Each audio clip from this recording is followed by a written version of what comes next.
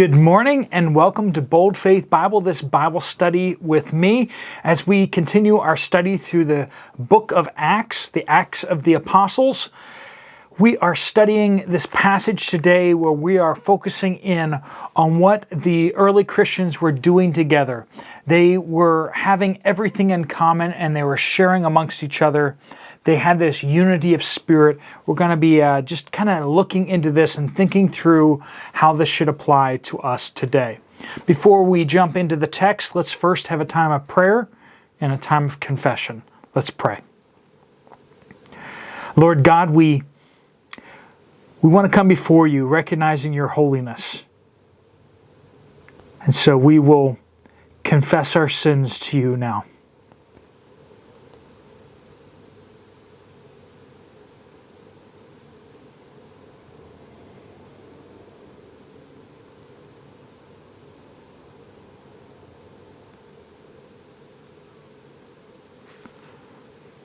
Lord, you are holy and just. Yet you have promised to give us grace and mercy to forgive us our sins.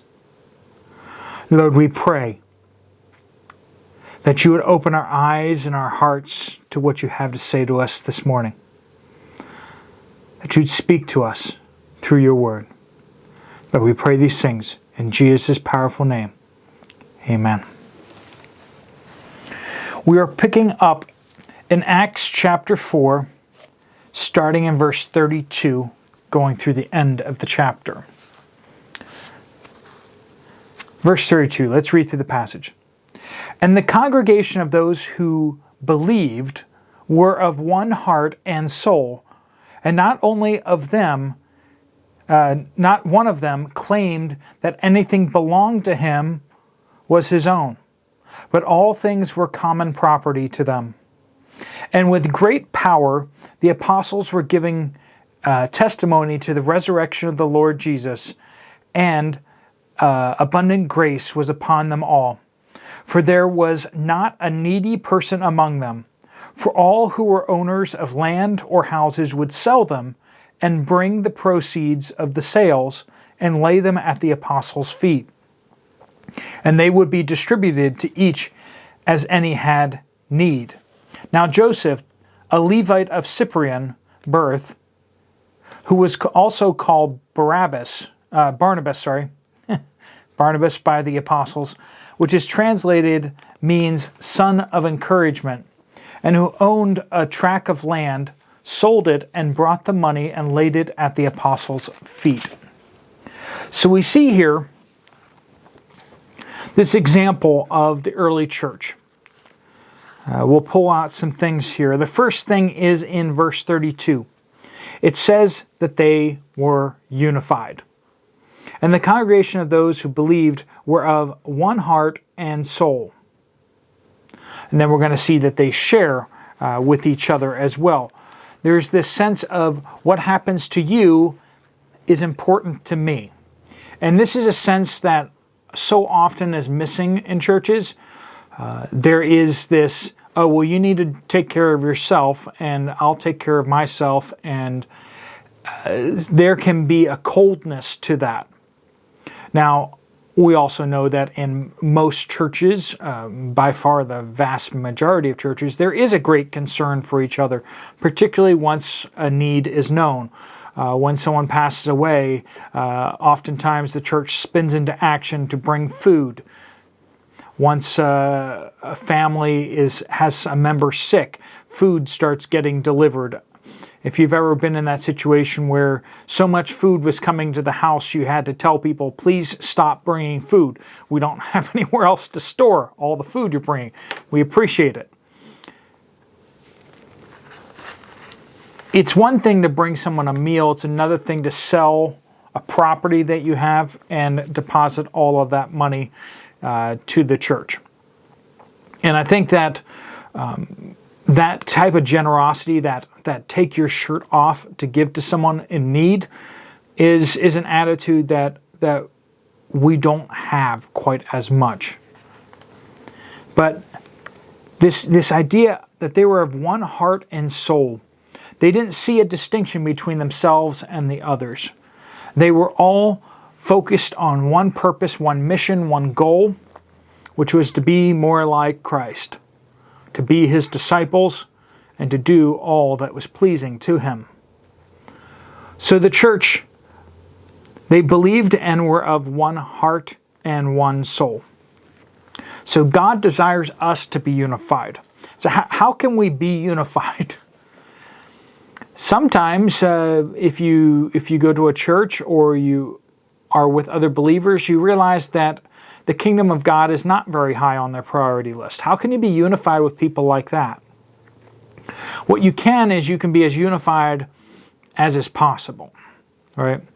Without lessening your zeal for the Lord, your desire to reach out, you can go quite far in being unified with people. There shouldn't be dissension. There shouldn't be this competition. And there should be this encouragement towards reaching out and discipleship within the church. And generally speaking, even though some people may not be as zealous as you towards those ends, they at least will acknowledge that what ends you're trying to go towards are good. Now, if leadership in your church is set on not moving forward, I'm going to say this: it's very hard for you to move forward. The congregation really can't go beyond its leadership very easily.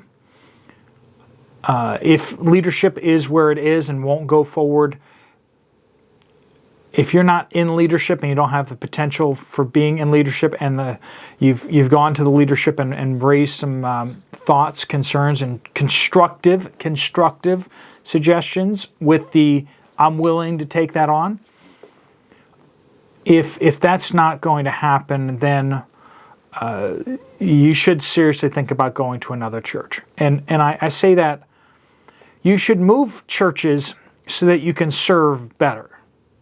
You shouldn't go to new churches so you can get fed more, so you can get more services, and so you can get more stuff, but rather moving to a new church in order to serve better. Whether that church has other needs or other ministries that you are going to be a part of, that is a good reason to move churches, and hopefully your church family will understand you moving towards somewhere else where you can use your skills, gifts, and abilities.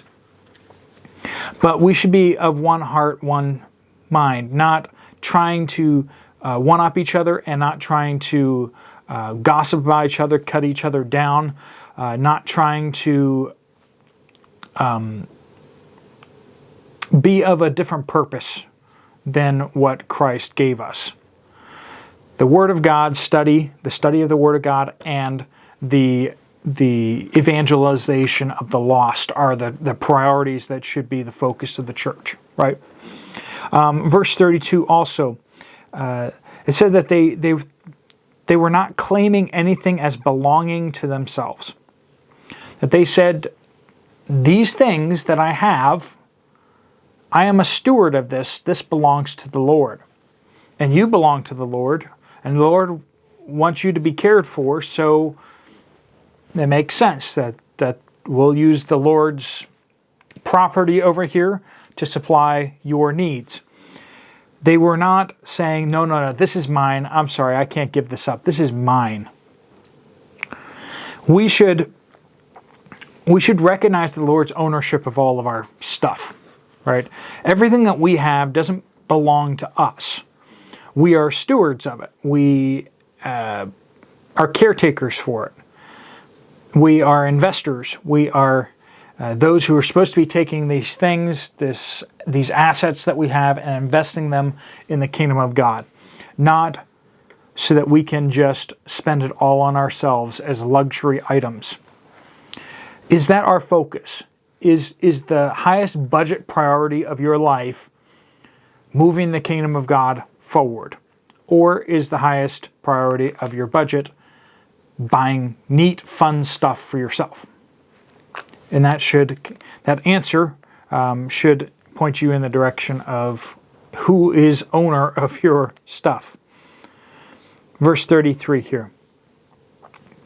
And with great power the apostles were giving testimony to the resurrection of the Lord Jesus, and abundant grace was upon them all.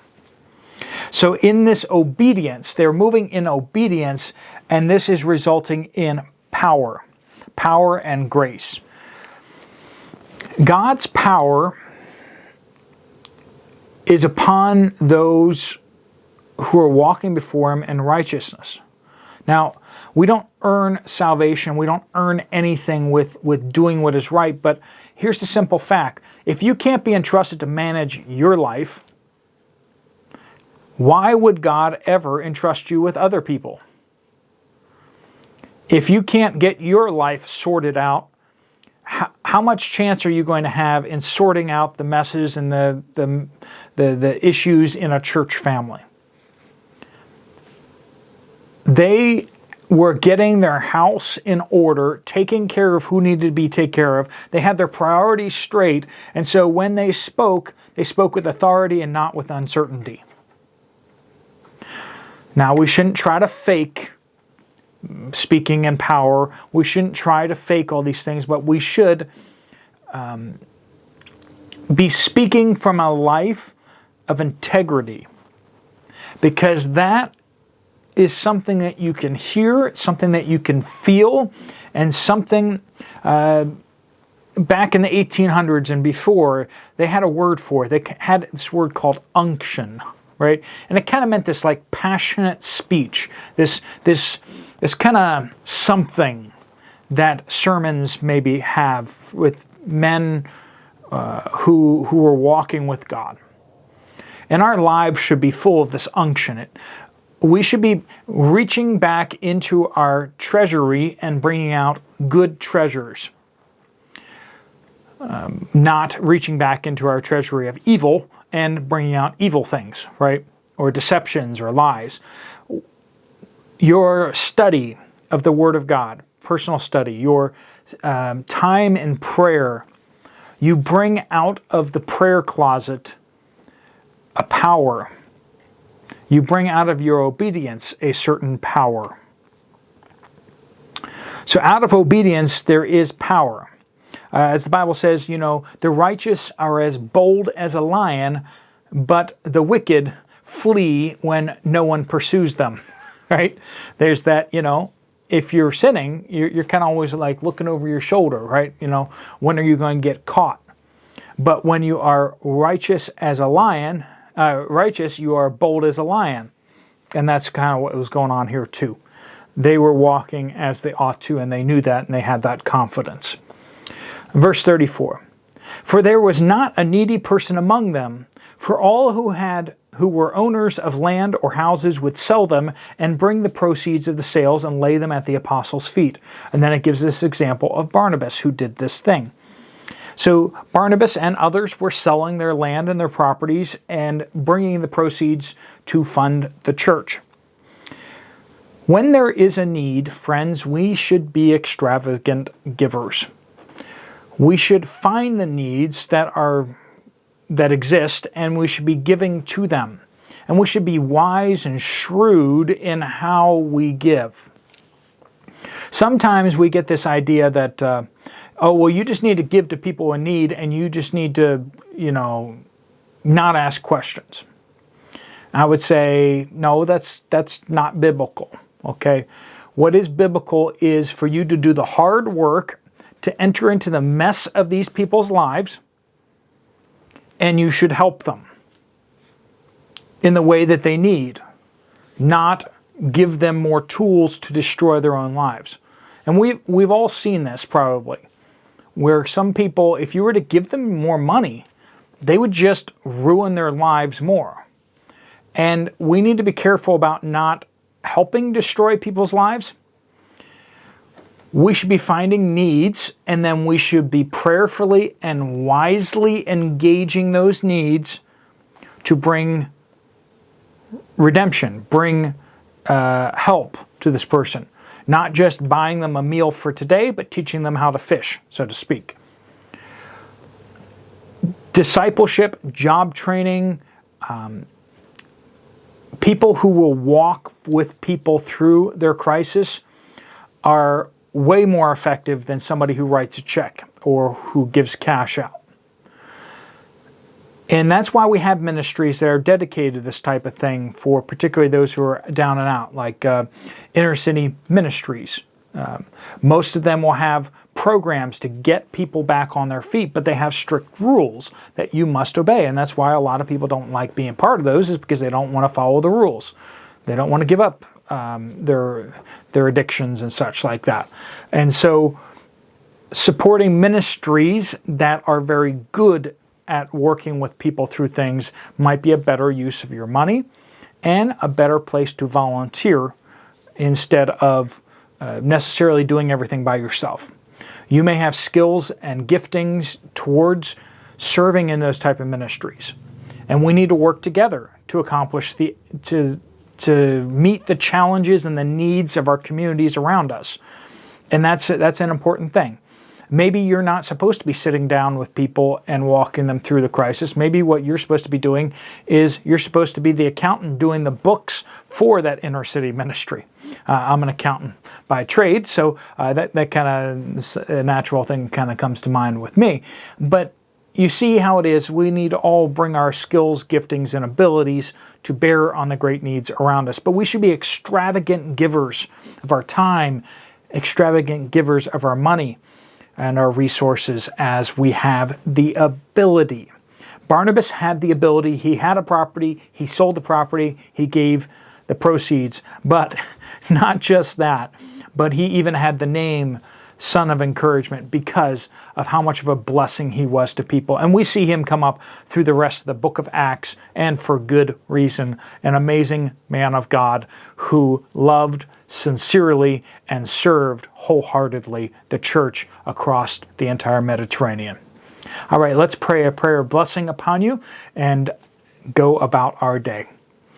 Lord God, I pray that you would help us to be extravagant givers, that we would pour out our lives for others, that we would not claim anything as our own, but realize that we are stewards, that we serve you, Lord. Lord, help us to be of one mind and one spirit with other believers, as much as is possible, that there would not be dissension or conflict or competition or even gossip.